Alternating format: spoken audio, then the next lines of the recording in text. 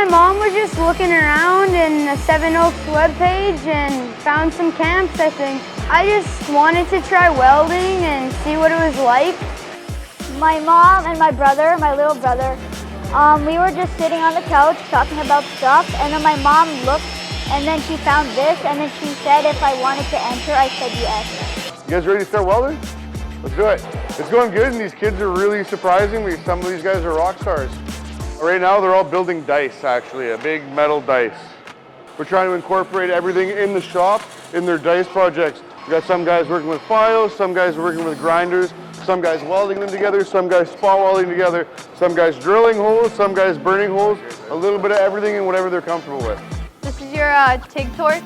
So we are at the Seven Oaks School Division here at Garden City Collegiate on Jefferson Avenue. And what we're doing here is we're running 2 sessions of summer camp.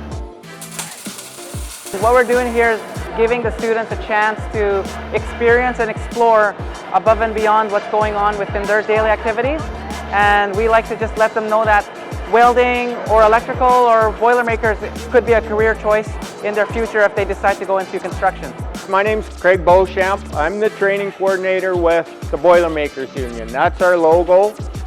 I think it's important to get them started young so they can structure their learning path to relate more to the trades. Oh, we got it! My parents were looking for something to do in the summer and they found this camp. We did nailing onto boards and measuring. Someone from my school asked me if I wanted to join, and I said yeah. This one here just holds your work. I learned a lot about wood and the tools.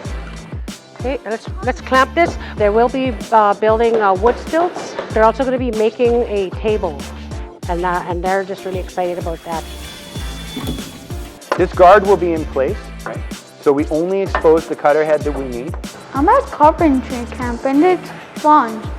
Line up your blade nicely to your layout line. We've been doing a lot of work on stuff like on boards.